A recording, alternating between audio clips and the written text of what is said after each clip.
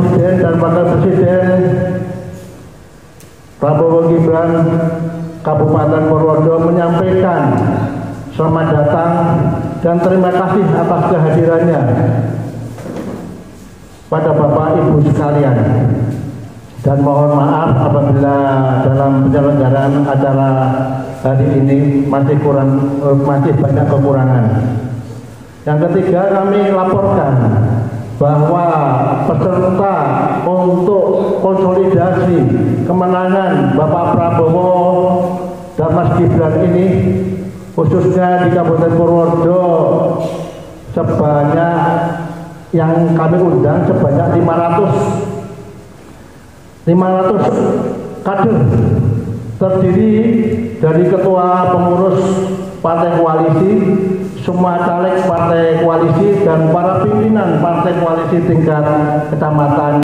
Selanjutnya kami juga mengucapkan terima kasih kepada tim kemenangan Provinsi Jawa Tengah yang telah bersedia hadir di Kabupaten Purworejo ini,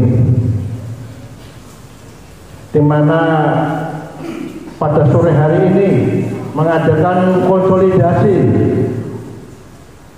dengan para pendukung dan calon presiden dan wakil presiden Prabowo Gibran untuk kemenangan khususnya di Kabupaten Purworejo dan umumnya di Indonesia atau di Jawa Tengah. Bapak Ibu sekalian, dalam rangka kemenangan pasangan Prabowo Gibran, maka para kader dan partai koalisi, semua caleg koalisi dan para relawan, saya minta untuk bahu-membahu untuk memenangkan pasangan Bapak Prabowo dan Mas Gibran ini, di mana tahun 2024 menjadi presiden dan wakil presiden. Dan untuk memaksimalkan, maka kami mohon dengan sangat, mari bersama-sama untuk memaksimalkan di lingkungan maupun di wilayah saudara-saudara semuanya. Konsolidasi ini tentu menjadi harapan untuk menambah semangat baru.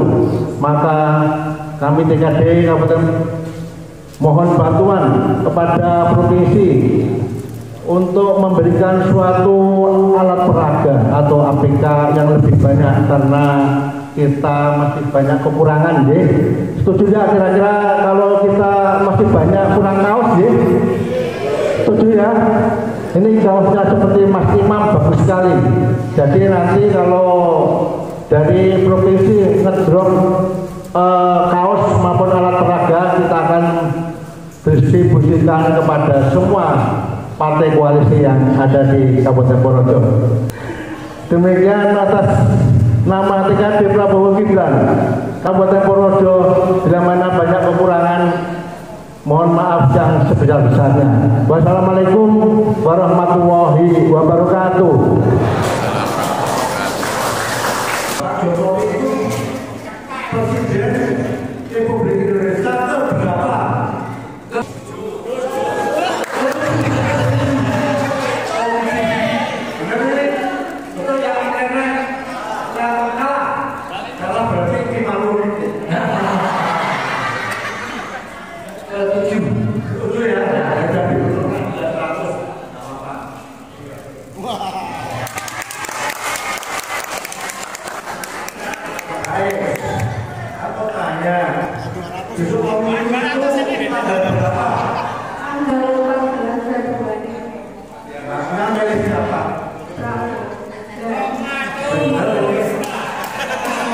Dan hari ini TKD Kabupaten Purworejo menyelenggarakan konsolidasi untuk kemenangan Bapak Prabowo Subianto dan Mas Gibran sebagai Presiden dan Wakil Presiden tahun 2024-2029, di mana Koalisi Indonesia Maju bersama dengan teman-teman semuanya berjumlah 9 partai untuk menyatukan persepsi di dalam kemenangan Bapak Prabowo dan Mas Gibran. Kalau masalah strategi itu mungkin ada beberapa hal yang kami tidak bisa matur. Nah, di antaranya ya ini ngumpul-ngumpul seperti ini. Tapi yang pokok kami tidak akan bisa matur di hari di secara umum. Kalau targetnya Pak? Oh, target satu putaran. Target untuk Prabowo Mas Gibran di dalam Pilpres tahun 2024 ini menang satu putaran. Kalau di Purworejo targetnya berapa persen? Targetnya 50/1. 50/1 Minimal. minimal ya? Iya. Pendukungnya itu ya Pak? Iya, beatingnya. Iya. Beatingnya. Artinya gini Pak, dari koalisi Prabowo Gibran ini memang sudah solid betul gimana Pak? Apakah ada MOU seperti apa? Untuk sementara di Kabupaten Purworejo, koalisi Indonesia Maju sangat solid dan bersemangat. Kita bersama-sama untuk menangkan Bapak Prabowo Mas Gibran itu satu putaran. 50/1 itu minimal. Ada kesulitan Pak dalam perjalanan sampai Alhamdulillah untuk Kabupaten Purworejo TKD-nya tidak ada kesulitan. Sering kita bertemu dan berdiskusi bagaimana caranya untuk memenangkan Pilpres ini dalam satu putaran. Ya tentunya langkah-langkahnya yang pertama kita selalu berkonsolidasi. Ini kita tuh kan terdiri dari tadi sudah disampaikan Pak Hamdan, kita terdiri dari 9 partai koalisi. Lah tentunya dari 9 partai koalisi ini harus selalu kita konsolidasikan. Bagaimana kita semua secara 9 partai pengusung dan tentunya ada juga nanti relawan ini bersinergi untuk memenangkan apa yang sudah menjadi target daripada TKD provinsi. Memberikan target kepada TKD Kabupaten Purworejo untuk bisa memenangkan 50% plus 1. Itu minimal. Tapi kalau lebih baik misalkan bisa 52%, 53% itu adalah lebih baik dan lebih bagus. Tentunya seperti itu langkah-langkahnya. Nah, namun demikian ini baru tahap awal. Kita baru tahap awal melakukan konsolidasi di tingkat TKD Kabupaten yang nantinya akan ada tugas daripada kami kepada TKD Kabupaten untuk bisa mengkonsolidasikan sampai ke tingkat kecamatan atau minimal tingkat dapil, setelah itu tingkat kecamatan. Di sini kan terkenal kandang Pak Ganjar Pak. Bagaimana mengatasi hal tersebut karena kayaknya targetnya Ganjar di sini 90% loh Pak. Oh iya. Ya. Berarti kalau targetnya 90% kita nggak dianggap dong. Berarti kita dianggap tidur kan gitu. Mengatasi itu seperti apa Pak? Nah, kalau untuk mengatasi tentunya tadi Pak Hamdan juga sudah mempunyai jurus-jurus dan kiat-kiat. Lah nek iki tak buka nang kene, nggak bisa. Tentunya kami punya strategi khusus, kami punya strategi yang bagaimana caranya. Justru ini unik. Benar bahwa di sini kalau kami melihat Pak Ganjar pernah sekolah di sini. Bahkan rumahnya di Kutarjo, orang tuanya Pak Ganjar dan di Kutarjo. Ini bagaimana kita menformulasikan bahwa di Kabupaten Purworejo ini kita bisa meraih 50% plus 1. Kan gitu. Kalau saya optimis, kita harus optimis karena apapun kita sudah memilih kok. Kita sudah mempunyai keputusan bahwa koalisi kita ini adalah koalisi mendukung pemenangan Prabowo Gibran. Terima kasih. Optimis. kapan Pak Prabowo atau Mas Gibran hadir di Purworejo? Kami masih mencoba untuk berkomunikasi. Tentunya kalau Pak Prabowo kan sibuk banyak di tapi khususan untuk Jawa Tengah tentunya yang bisa menjangkau Mas Gibran. Nah, nanti kita tunggu tanggal mainnya. Bisa menghadirkan Mas Gibran ke mudah-mudahan bisa kita hadirkan karena memang permintaan dan antusiasme baik itu dari yang TKD Kabupaten maupun dari para relawan-relawan yang sudah jalan. Mungkin target-target ulama yang nanti akan disuani. Apa? Ulama-ulama yang akan disuani. Kalau ulama-ulama yang akan kita suani ya tentunya kita sudah mempunyai target.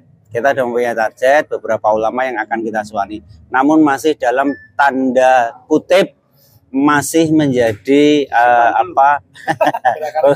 akan menjadi masih menjadi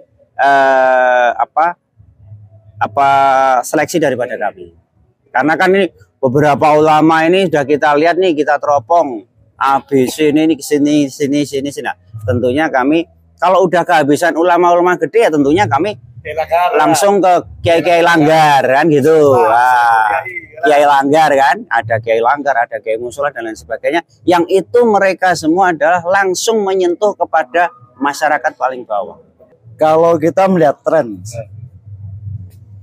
di Purworejo ini, kita melakukan beberapa kali survei. Itu tren kita cenderung selalu naik. Trennya Mas Ganjar selalu turun. Khusus di Purworejo, tidak hanya nasional, di Purworejo pun begitu. Jadi kalau akhirnya nanti kita berharap pada bulan Januari besok untuk tren udah cross ya Mas Ganjar.